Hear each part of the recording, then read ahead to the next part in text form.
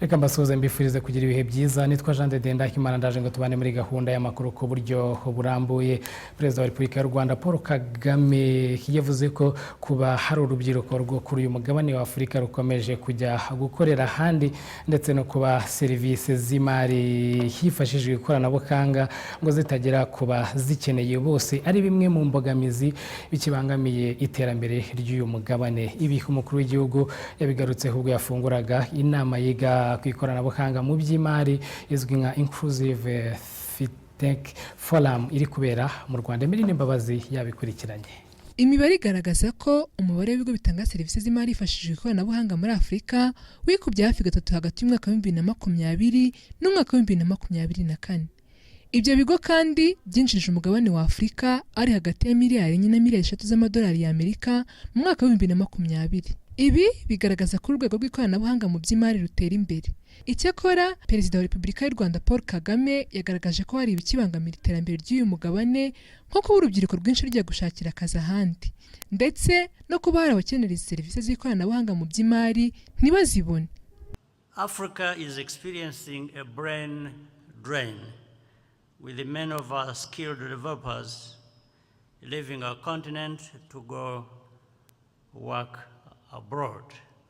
Afurika iri guhura n'ikibazo gikomeye cy'uko abahanga bacu benshi bava kuri uyu mugabane bakajya mu bindi bihugu gushaka y'akazi. Ariko kandi ntabwo ari ikibazo cyabo, ntabwo bakwiye kubirenganyirizwa. Ahubwo ntekereza ko twabayobozi ari twe dukwiye kwemera kunengwa. Also remains a challenge, and for those who need it the most, particular women in the informal economy. Serivisi z'imari zidaheza ziracyakomeje kuba ingorabahizi mu kugera ku bazikeneye, by'umwihariko ku bagore bakora mu mirimo itanditse. Nyamara ibi byose biri kuba mu gihe isi yose yugarijwe n'ibibazo by'ubukungu. Ibi dukwiye kubibona mu buryo bwo gukoresha neza ubushobozi bwacu ndetse no gufata inshingano z'iterambere ryacu. Ntabwo ari ikintu dukwiye gusaba abandi ko bakidukorera. Taking ownership of our development is not something we can ask others to do for us. Umukuru w'igihugu kandi yashimangiye ko u Rwanda rwashyize imbaraga mu kubaka ibikorwa remezo by'ikoranabuhanga ndetse asaba ko ibihugu bishyira hamwe mu guhangana n'ibyaha bishobora kunyura muri iri koranabuhanga. In Rwanda, we have made strategic investments in digital infrastructure and skills. Mu Rwanda twakoze ishoramari mu bikorwa remezo n'ubumenyi bujyana naryo ndetse no gushyiraho uburyo bufasha abakora ubushakashatsi kurushaho gutera imbere. Ni ingenzi cyane kuri twe. Dukeneye gukorera hamwe mu kurwanya ibikorwa by'ubutekamutwe ndetse n'ibyaha bikorwa hifashishijwe ikoranabuhanga. Ibyo byose kandi tugomba kubikora twifashishije ikoranabuhanga ry'ubwenge buhangano. And by harnessing the power of artificial intelligence. The bottom line is ariko ibi byose izingiro ryabyo nuko dukwiye gukorera hamwe mu kubaka ahazaza heza. Nizeye ko turi kujya mu cyerekezo kizima. I'm confident that we are moving in the right direction.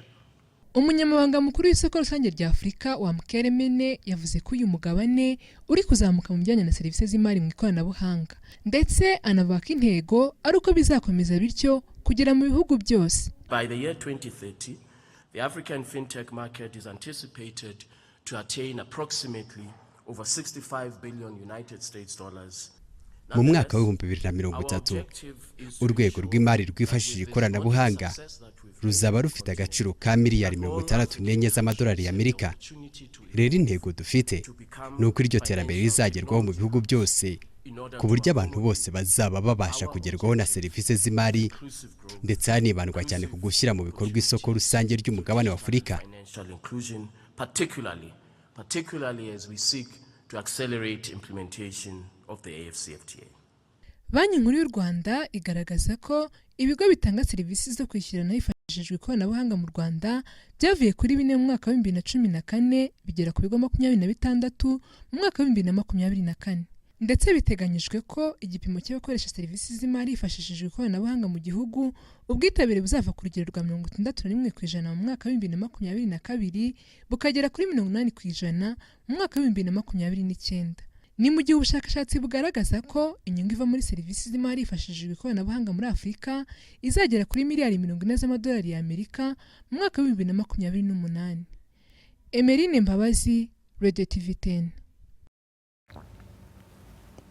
Arakoze cyane mugenzi wacu Emeline Mbabazi. Perezida n'undi wa Repubulika y'u Rwanda Paul Kagame yashyizeho abayobozi bashya ba Banki Nkuru y'u Rwanda, aho Solaya Kuziyaremye yagizwe guverineri w'iyi banki ndetse na Dr Justin Nsengiyumva agirwa guverineri wungirije. Izi mpinduka kandi zibaye nyuma yaho John Rwangombwa wayoboraga iyi Banki Nkuru y'u Rwanda asoje imanda ze zigera kuri 2.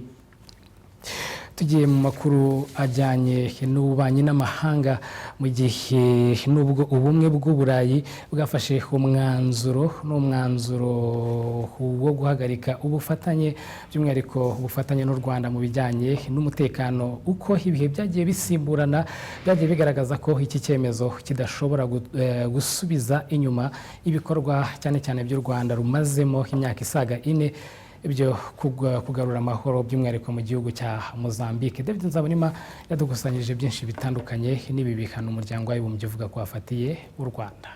Iki cyumweru cyatangiranye n'icyemezo gishya cy'umuryango w'ubumwe bw'Uburayi ku Rwanda, aho komisiyo ishinzwe ububanyi n'amahanga y'uwo muryango igizwe n'abayobora minisiteri z'ububanyi n'amahanga z'ibihugu 28 byose bigize uwo muryango bemeje ko bagomba guhagarika imikoranire uwo muryango usanzwe ufitanye n'u Rwanda mu rwego rw'umutekano. Iyi mikoranire yari inamaze imyaka 2 ishyizweho mu buryo bweruye. Vice Perezida w'iyi komisiyo Kaya Kolas yavuze ishingiro ry'iki cyemezo, anashimangira ko ashobora gukurikiraho ibindi. We discussed Congo, so situation is very grave and it's on the brink of a regional conflict. Twaganiriye ku kibazo cya Congo. Iki kibazo kirakomeye ndetse bishobora no kuvamo intambara y'akarere.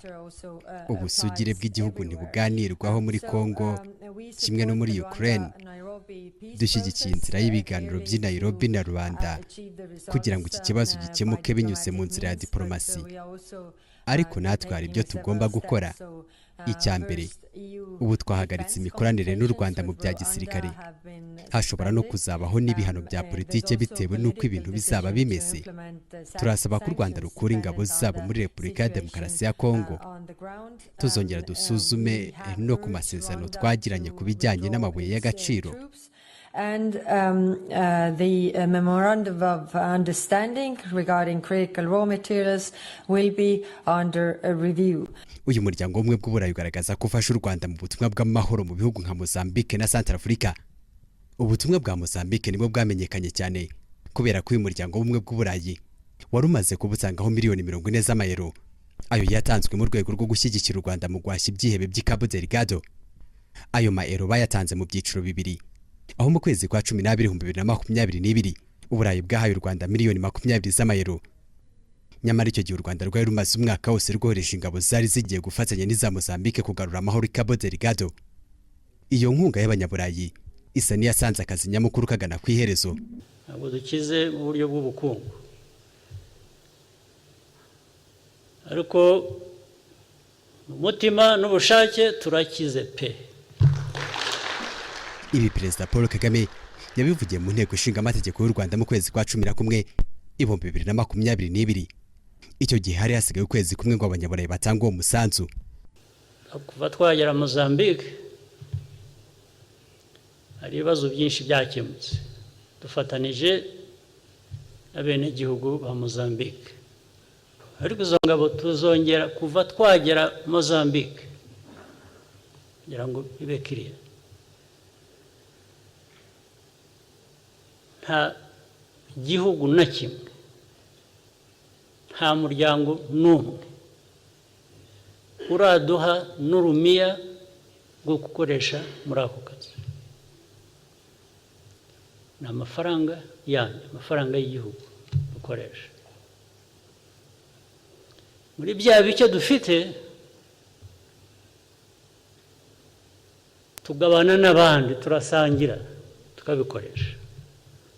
hari abatubwira ko bazafasha, turategereje, nibadufasha rwose tuzayibashimira, ariko nagira ngo iki kibazo kive mu nzira, kuko hari abibwira ko hari abanyirije amafaranga hasi bakatwishyura, hari abageze bate, nta n'umwe. Niba ndabivuga, niba atari byo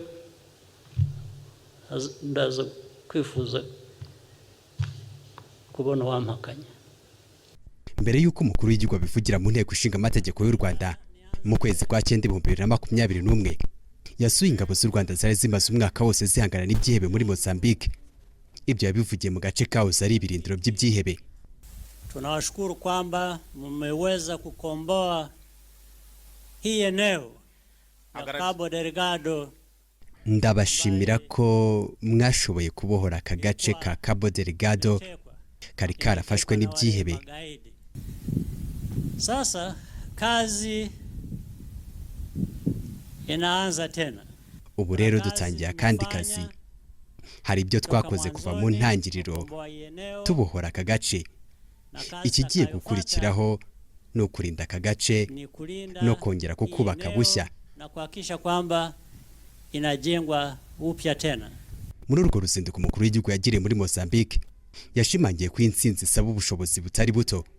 Icyakora ngo byashoboraga guhenda kurushaho iyo u Rwanda rudasubiza bwangu ubusabe bwa Mozambique. To say that operations are like these are costly is more or less saying the obvious. They are very costly, absolutely. Kuvuga ko ibikorwa nk'ibi bihenze ntabwo ba wibeshye. Birahenze nibyo. Ariko kurebera ibibazo uko byari bimeze ntugire icyo ukora nibyo bihenze cyane. Ibyo bihenze inshuro nyinshi kurusha ibi bikorwa. That is tens of times more costly than the operations themselves. In fact, allowing that situation to continue, kubirekera uko byari bimeze byari guhitana abantu benshi, hagatakana amafaranga menshi, ndetse bikica n'iterambere ry'ubukungu bw'ahazaza. Iki gikorwa ubwacyo cyageze ku ntego, ariko kinagaragaza uburemere bw'ibyo dushobora gukora kandi dukoresheje amikoro yacu atari menshi. They also show what we can do, what we are able to do even within our limited resources. Naho ku bikorwa by'ingabo z'u Rwanda ziri muri Central Africa ku bwumvikane bw'ibihugu byombi nta mibare igaragaza icyo abanyaburayi babitanzeho. Hagati y'u Rwanda rwo rushimangira ko rwishingira ikiguzi cy'imirimo binyuze mu buryo bubiri. Tuzi gusaranganya cyane nicyo kitugejeje. Ingabo ziri muri bilateral muri Central African Republic usibye ko zishyurwa n'u Rwanda, imishahara yabo bashyira ku konti zabo hano bakazayasanga, ariko banasaranganya n'abari muri UN ihemba kurusha uko bahembwa hano abandi. Niba UN bishyurwa, buri muntu yishyurwa amadolari 100,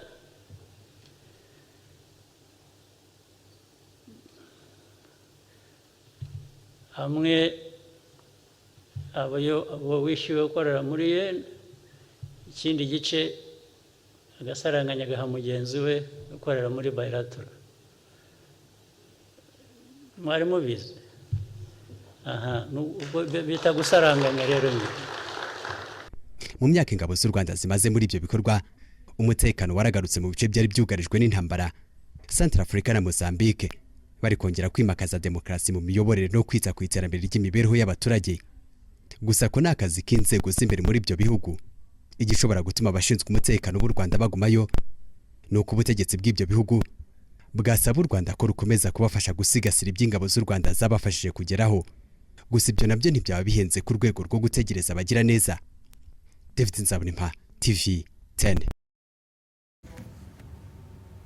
turamushimiye cyane David Nzabonima. N'ubundi tutarava kuri iyi nkuru tubabwire ko nubwo abaminisitiri bagera kuri 27 b'umuryango w'ububanyi n'amahanga w'umuryango umwe bw'Uburayi uzwi nka EU bemeje icyiciro cya mbere cy'ibihano uyu muryango wafatiye u Rwanda barushinja kugira uruhare mu mutekano muke uri mu burasirazuba bwa Repubulika ya Demokarasi ya Kongo. Icyiciro cya kabiri cy'ibihano bari bafatiye u Rwanda byanzwe n'igihugu cya Luxembourg. Icyo cyiciro cya kabiri cy'ibihano umuryango umwe bw'Uburayi bari bafatiye u Rwanda byari guhabwa ibigo bya leta ndetse n'abantu 9 ngo bashinjwa kugira uruhare mu bikorwa by'umutekano muke mu burasirazuba bwa Kongo. Icyakora Minisitiri w'Ububanyi n'Amahanga wa Luxembourg Xavier Bettel yahisemo gukoresha ububasha bwe muri uyu muryango yanga kwemeza ibyo bihano byari bigiye gufatirwa u Rwanda. Avuga ko bakwiye kubanza guha amahirwe ibiganiro bikomeje birimo inama ihuriweho n'abaminisitiri b'umuryango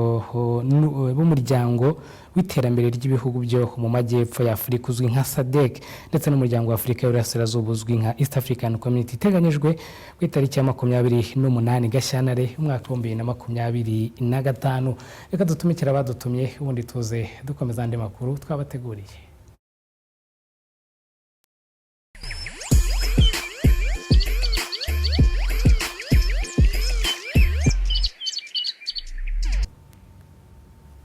Twagarutse nyuma gutumikira abadutumye ni gahunda y'amakuru turimo hano kuri TV10. Ngewe nitwa Jean de Dieu Ndahimana. Kuri uyu wa kabiri Ubwongereza bwatangaje ko bugiye guhagarika bimwe mu bikorwa by'ubufatanye n'inkunga biha u Rwanda ndetse bunafatira ibihano u Rwanda mu bya diplomasi kubera ngo uruhare irushinja mu kugira mu mutekano muke uri mu burasirazuba bwa Repubulika Iharanira Demokarasi ya Kongo.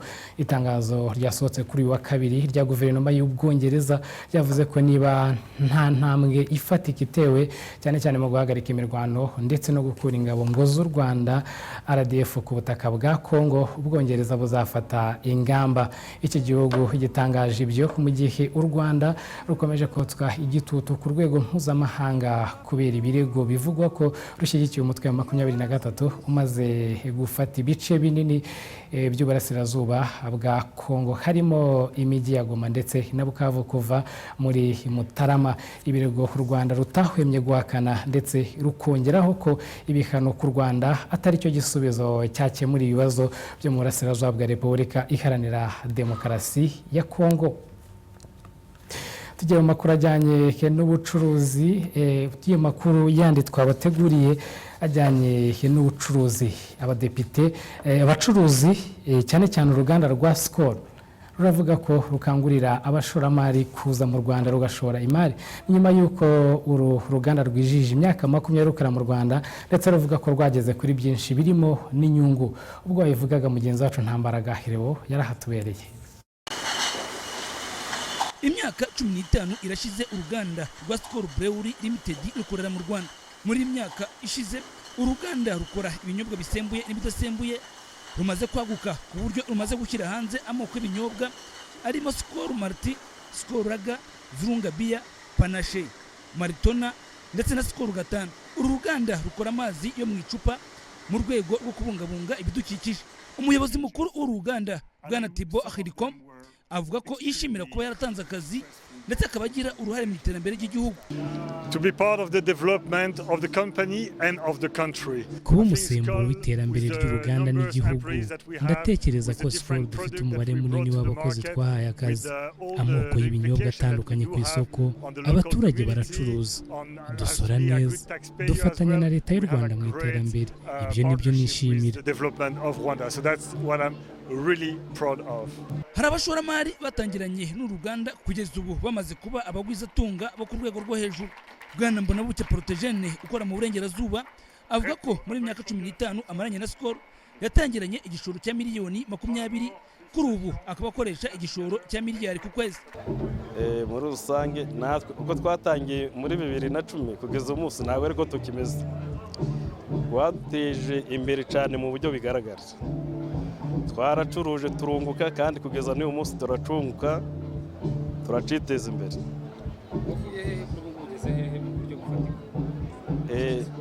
Ngeze kure cyane nimba naratangiranye miliyoni 20 ku kwezi ngura produce ngana miliyoni 20, ubu kugeza umunsi zigaye ngeza muri miliyari mu kwezi. Urumva yuko ari ibintu byagiye bizamuka cyane. Madamu Alice Kamanzi akora muri Skol mu gihe cy'imyaka 15, avuga ko yamugejeje kuri byinshi mu buzima bwe. Nkurikije ubukungu aho bwari bwavuye naho bugeze, umva ntabwo navuga ko meze nk'ukuntu nari meze imyaka 15 ishize. Hari ibintu nagezeho byinshi mu buzima bwanjye, nk'ukuntu nabuvuze, ubumenyi ndabukoresha mu kazi nkabukoresha no mu buzima bwanjye busanzwe.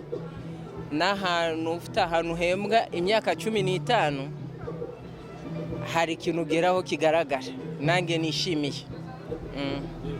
Kwigisha abana banjye, nakoze investissement zitandukanye, ubutunzi niba nakodeshaga kiriya gihe mfatanyije n'umutware, ntabwo tugikodesha, ibintu byinshi ni byinshi.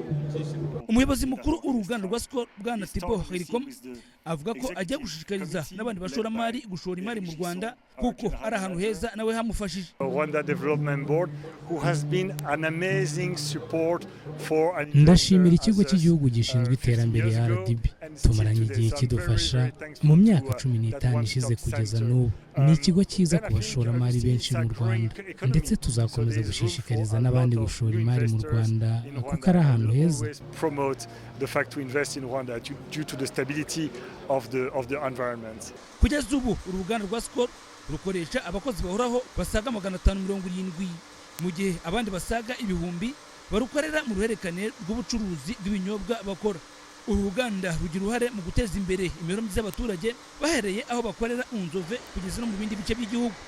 Aba batangira abaturage ubwisungane mu kwivuza, mituelle de santé, gutera ibiti n'ibindi. Ntambara Gahoro TV. Turamushimiye cyane Ntambara Gahoro. Mu gihe imirimo imwe n'imwe, imirimo yahagaze indi ikaba icumbagira cyangwa igenda gake bitewe no kuba abayikoraga barahungiye ndetse bakanahungana na leta ya Kongo, ubwo umutwe wa ihuriro AFC 23 wafataga umujyi wa Bukavu. Kuri ubu bamwe mu bari barabuze akazi, cyane cyane batuye muri iki gice, baravuga ko bari guhabwa akazi nta kigendeweho, ndetse bakanavuga ko mbere ngo hagenderaga ku kimenyane kugira ngo umuntu ahabwe akazi. Reka twakire Jean de Dieu Ndayisaba, ari i Bukavu muri Repubulika Iharanira Demokarasi ya Kongo, aduteguriye ibindi.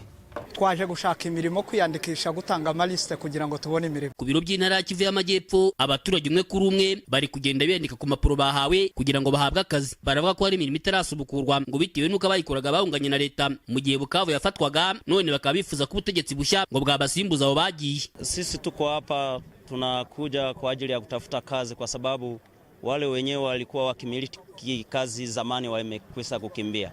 Hano gusaba akazi abagakoraga barirutse, ndetse ku buryo hari imirimo yahagaze. Ntago tuzaho bagiye kuko bumvise ko 23 yageze bagira ubwoba, ariko nanone kugenda kwabo nanone ni amahirwe kuko dukeneye akazi. Government ya 23 inakuja, wameogopa na ndio kwa maana wameenda, lakini kwenda yao ni vizuri kwa sababu na sisi tutapata kazi. Ni wao ndio walikuwa wakimiliki makazi zote. Baravuga ko kubona akazi mbere byari ingorane ku muntu utazwi, ari nayo mpamvu bari barabuze imirimo kubera icyo. Kuri ubu bafite icyizere cyo kwihabwa n'ubutegetsi bushya. Mbere byari bigoye, udafite uwawe tribalism ari nishi.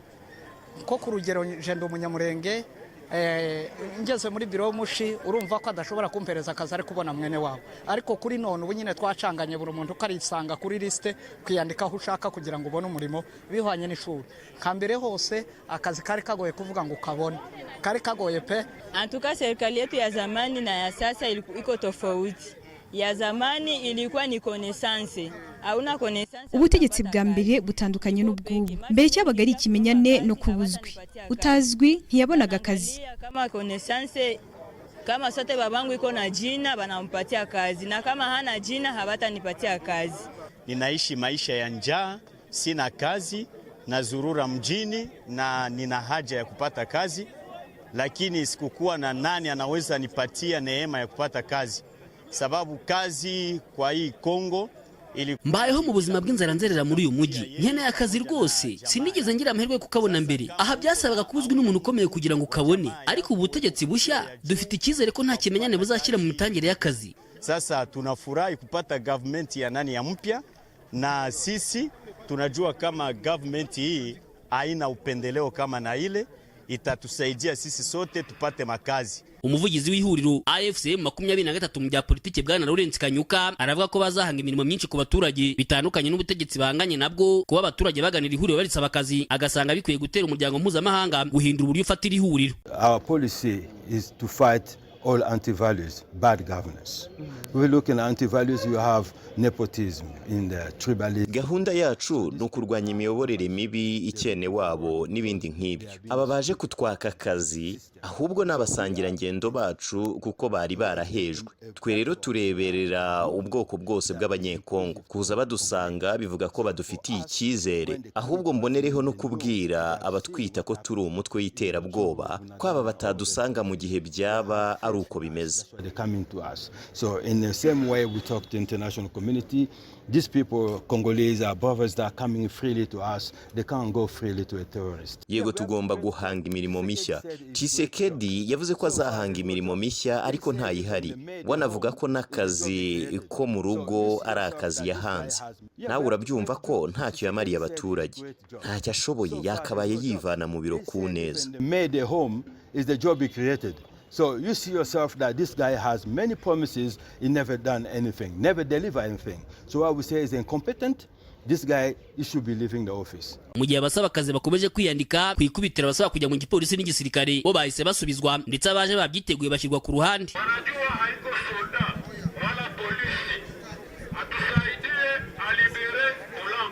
Radio TV10 mu mujyi wa Bukavu, Nyendi Jean de Dieu Ndayisaba. cyane Jean de Dieu Ndayisaba. Amakuru ajyanye n'ubutabera urukiko rwisumbuye rwa Huye rwafashe icyemezo cyo gusubika urubanza kugira ngo rujye gushaka ibindi bimenyetso rwahoze hari umunyamabanga nshingwabikorwa w'umurenge wa Mugombwa ni mu karere ka Gisagara mu ntara y'Amajyepfo. Bigwi Ale ukekwaho kwaka indonke y'ibihumbi 300 amafaranga y'u Rwanda umuturage wo muri aka karere. Prince Tojenza Imana yari ku rukiko.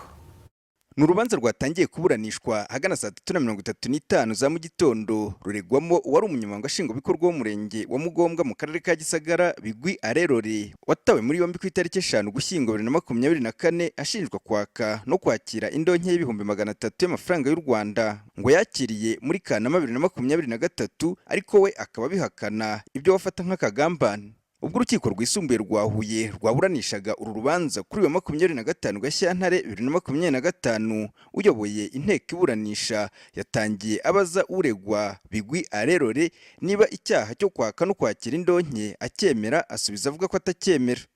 Umushinjacyaha yavuze ko Bigwi yatse retired Kapiteni Ntaganda Emmanuel indonke y'ibihumbi 300 kwa 26 Kanama 2023 aranayakira. Uyu retired Kapiteni Ntaganda Emmanuel akaba yatswe bitewe nuko ngo yashakaga kubaka inzu ahuriyeho n'abantu batatu mu isantre ya Bishya mu mudugudu w'Impinga akagari ka Mugombwa umurenge wa Mugombwa muri Gisagara nyuma ngo ku itariki ya 19 z'ukwezi kwa 7 2024 nibwo uyu retired Kapiteni Ntaganda Emmanuel yagejeje ikirego kuri RIB cyavugaga ko yatswe indonke ngo yubake ntiyahabwa ibyangombwa ngo ahubwo ushinzwe ubutaka n'imiturire amumenyesha ko hafashwe icyemezo ko kubaka bihagarara. Nyuma ngo nibwo uyu muturage yahamagaye Bigwi Arerore wayoboraga umurenge wa Mugombwa amusaba 300 amubwira ko yamushyirira kuri Momo Pay y'umucuruzi witwa Batete Alphonsine. Bigwi Arerore uregwa avuga ko ibyo ashinjwa ari ibinyoma akabifata nk'akagambane. Avuga ko hakana ibyo ashinjwa byo kwaka no kwakira indonke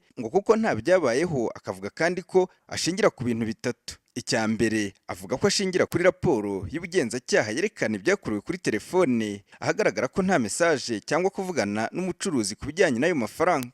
Ikindi ngo ashingiraho ngo nuko ntaho bigaragara mu byakorewe kuri mobile money ngo habaho ihererekanya ry'amafaranga hagati ye n'umucuruzi. ikindi ngo nuko nta mwihariko w'amajwi agaragara avuga ko yavuganye n'uwo mucuruzi cyangwa na Ntaganda bavugana ibijyanye n'ayo mafaranga bavuga ko ari indonke yatse. Ibi byose akabishingiraho asaba ubushinjacyaha kugaragaza ibimenyetso bya nyabyo bifatika, agasaba ko ibyatanzwe n'ubushinjacyaha bitahabwa agaciro. Anavuga ko mwibazwa rya retired Kapiteni Ntaganda wamureze ko araho yivugiye ko yahoraga yumva bavuga ko Gitifu Bigwa rya ruswa, akiyemeza kujya kubaka inzu imugombwa ngo ashaka kumugenza ngo azamufatishe kandi nyamara ari ibinyoma. Abahagarariye uruhande rw'uregwa ari wa Maître Sebukono Kinosa na Habumuremyi bavuga ko bitumvikana uko Ntaganda wamureze ari we wihaye inshingano zo gutanga ruswa wenyine ku nzu yarasangiye n'abandi, kandi bigaragara ko n'icyangombwa cy'ikibanza nta hantu hagaragara amazina ye. Banenga ubushinjacyaha ngo ko butagaragaza amajwi yumvikanisha ibiganiro bya telefone Bigwi na Ntaganda bemeranya guhana ruswa, bityo bagasaba ko umukiriya wabo yafungurwa. Banavuga kandi ko nta gihamya ubushinjacyaha butanga bwerekana ko umukiriya wabo yakiriye amafaranga, yaba ifoto ayakira cyangwa se ubutumwa bugufi bwa telefone cyangwa ubwa banki, bityo ko bakumva umukiriya wabo ari umwere. Umushinjacyaha yasabye urukiko ko rwagendera ku bimenyetso by'ubushinjacyaha bukemeza ko ibyaha aregwa iyezandonke, kwaka no kwakira ruswa bigize impurirane, bityo ko umusabira gufungwa imyaka 10 n'ihazabu yikubye 3 y'amafaranga yatse. Gusa ariko nyuma yo kumva uruhande rw'uregwa n'ubushinjacyaha, urukiko rwisumbuye rwa Huye rwavuze ko harimo uburyo bwo kwivuguruzanya imbere y'urukiko bitewe n'uko ngo harimo abavugwa muri dosiye batabajijwe kandi bigaragara ko bakenewe. Nyuma urukiko rufata icyemezo cyo gusubika urubanza kugira ngo rujye gushaka ibindi bimenyetso. Uru rubanza rukazakomeza mu 10 Werurwe mu mwaka wa 2025. Bigwi Arerore akaba afungiye mu igororero rya Huye riri ku Karubanda. Prince Theogene Nzabihimana, Radio TV10, Ihuye mu ntara y'Amajyepfo. Turamushimiye cyane Prince Theogene Nzabihimana wadushyira akadomo ku makuru twe twabateguriye. Tubashimira cyane mwebwe mwese twayabanyemo. Itsinda rigari ryamfashe kugira ngo habashe kubageraho 5 kuri 5. Ndabashimiye. Nitwa Jean de Ndahimana. Amakuru yo nakagaruka ku munsi w'ejo. Ibihe byiza.